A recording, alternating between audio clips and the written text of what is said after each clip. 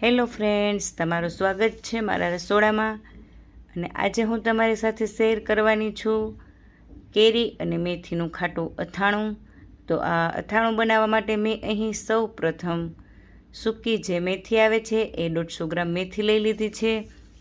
હવે મેથી લઈ લીધા બાદ હું એને વ્યવસ્થિત પાણીથી ધોઈ લઈશ અને એને બુડબુડા પાણીમાં 1 રાત માટે પલળવા દઈશ। હવે ત્યારબાદ મેં અહીં 500 ગ્રામ કેરીના પીસીસ લઈ લીધા છે। પીસીસ અહીં 500 ગ્રામ જેટલો વજન છે। મેં ટોટલ 700 ગ્રામ કેરી લીધી હતી। છાલ અને ગોઠલી નીકળતા આ રીતે 500 ગ્રામ એના પીસીસ નીકળ્યા છે।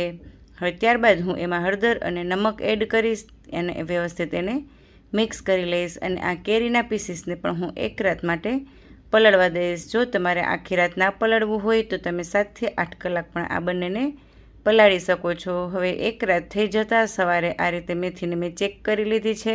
મેથી સરસ પલળી ગઈ છે, એટલે હવે હું એના ચારણીમાં નિતારી લઈશ। મેથી નિતારી લીધા બાદ જે કેરીના પીસીસ આપણે પલાળ્યા હતા હળદર મીઠામાં એને પણ આપણે ચારણીમાં નિતારી લેશું। અને આ બંનેને હું એક કોટનના કપડામાં પોળા પાથરીને સૂકવી લઈશ। અહીં આપણે આ બંનેને ફેન વગર એમણું જ નોર્મલ ટેમ્પરેચરમાં સૂકવવા દેવાનું છે।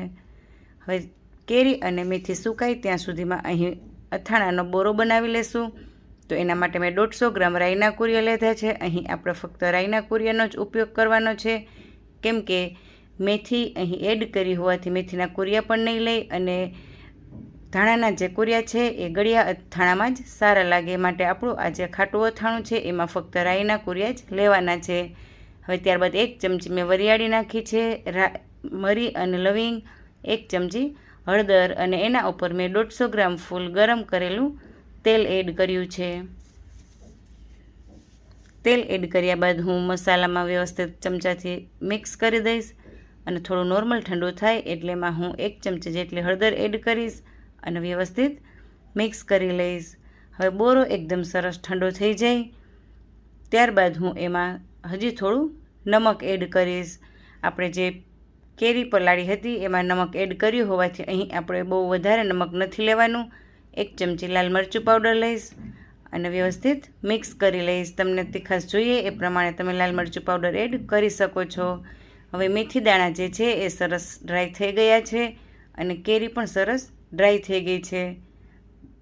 બંને હાથમાં ચીપકે નહીં એટલું ડ્રાય થાય એટલે આપણા મસાલામાં એડ કરી દેવાનું છે। વધારે પડતું ડ્રાય કરશો જો કેરી અને મેથી બંનેને તો તમારું અથાણું જે છે એ એકદમ સોફ્ટ નહીં બને।